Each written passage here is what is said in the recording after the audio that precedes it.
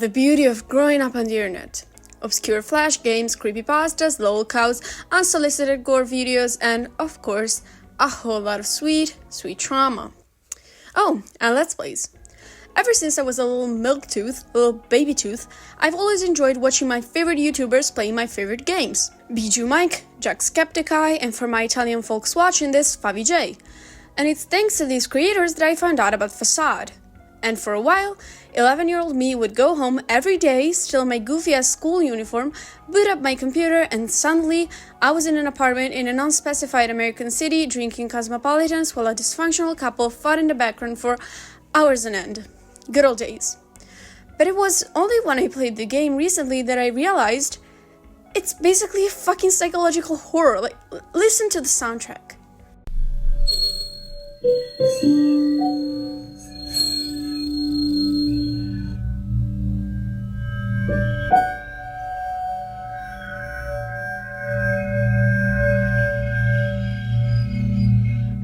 They were trying to set a tone of discomfort intentionally, I get it. And once again, this video is in full praises of the game, and most of all, it's a look into how actually disturbing it is.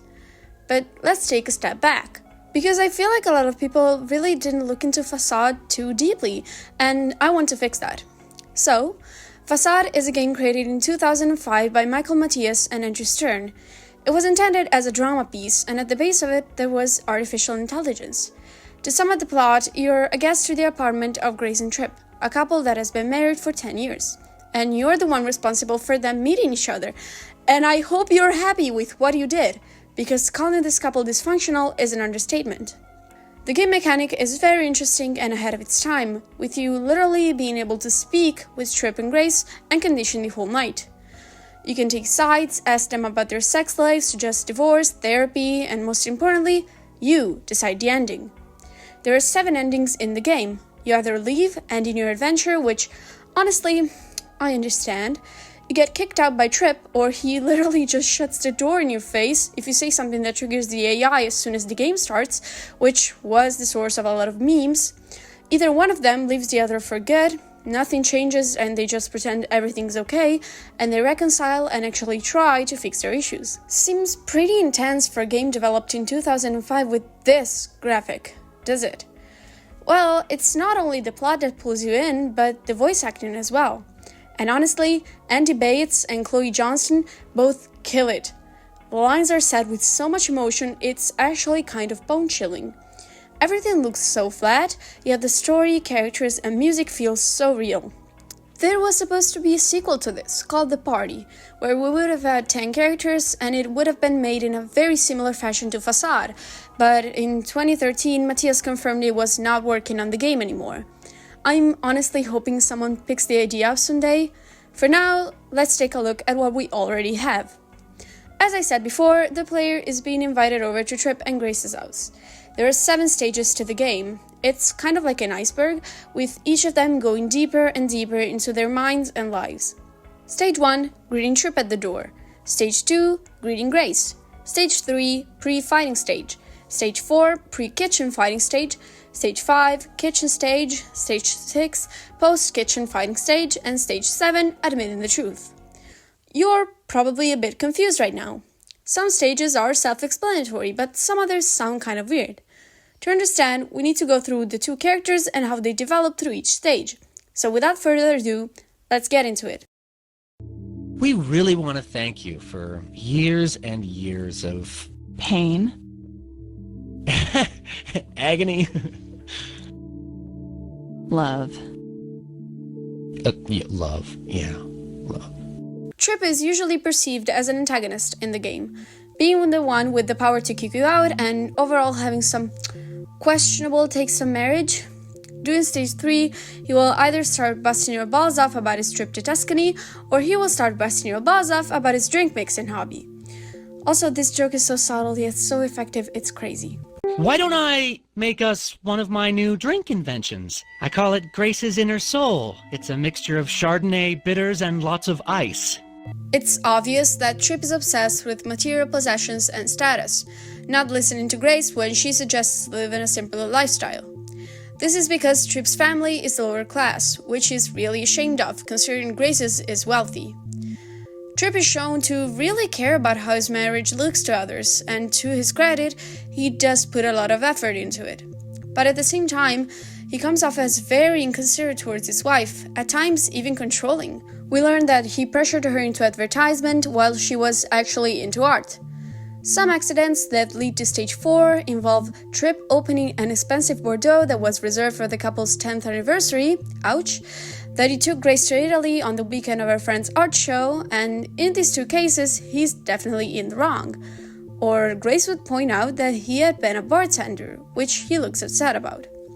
Honestly, this says a lot more about Grace's hypocrisy, as she claims she doesn't care about economic status, but at the same time belittles her husband for having been a bartender. But we have plenty of time to criticize Grace. For now, let's stick to Trip. During the fighting stage, either Trip or Grace will ask you a yes or no question. They're pretty subtle most of the time, and you have to understand the way they think before you answer, depending on who you're siding with. Trip appears to be the most sensitive and in touch with love in the couple. He will react positively to the suggestion of therapy, sex, and children. But on the other hand, he's portrayed to be controlling and manipulative, using guilt-tripping, pun intended, to convince Grace to do what he wants. During stage 7, both Trip and Grace will admit to something. Now, the possible confessions are a lot, and there are a lot of combinations with what they say to each other. The most notables I found for Trip are that we either learned that he had an affair with a client in Barcelona called Maria, or that he's been insecure for their whole marriage about his economic status. We learned that when he was a kid, he and his family had to spend 6 months in a shelter, which left a mark on him. I took these two options because while one of them shows his mistakes in the marriage, the other makes you understand and sympathize with him better. Trip is actually a lot more human than the now completely dying fanbase sees him as. He's pretentious, he's manipulative, he's controlling, and at the same time he's sensitive, insecure, and fragile. Mind you, that does not make him a good person in any way, but it definitely does make him more realistic. The beauty of Façade is that it's not black and white. And just like him, Grace is also a very interesting character. God, that wedding picture. I hate it. Grace, how can you say? You and my parents had so much fun planning everything. Trip, the bride normally plans the wedding. She appears to be more down-to-earth than Trip, but it's just a facade as well. If you look at the window outside in the game, she will say that she sometimes wishes they could have just moved somewhere isolated and surrounded by nature, but that's not really what she wants. She grew up with all the comforts she could ask for, and she would never be able to stand the lifestyle Trip supposedly had before marrying her. She's definitely the most bitter out of the two. She doesn't believe in therapy, and she sees sex as something that only makes people miserable, confirming that that part of their relationship is as dry as Trip's martinis. During stage 7, she also has a lot of different options to what she will admit to.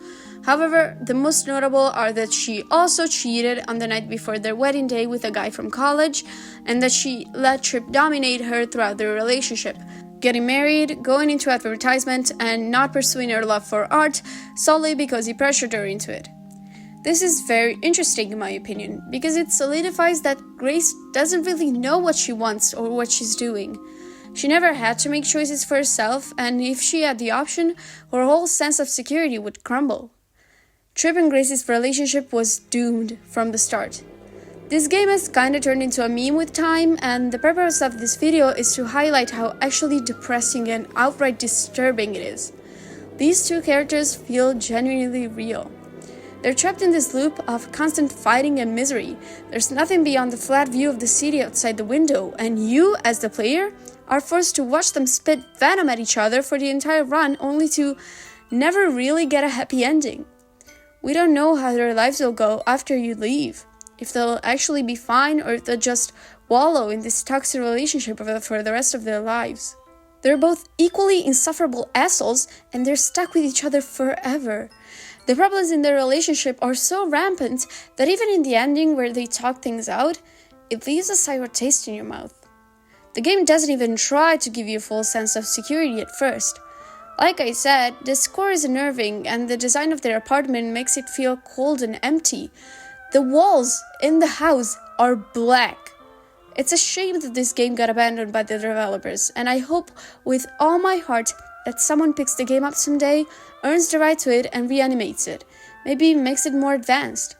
Because Façade is one of the most interesting and original games I have ever played. Thank you so much for staying, and I will hopefully see you next time. This has been Bittersweettooth in an analysis of Façade. Arrivederci.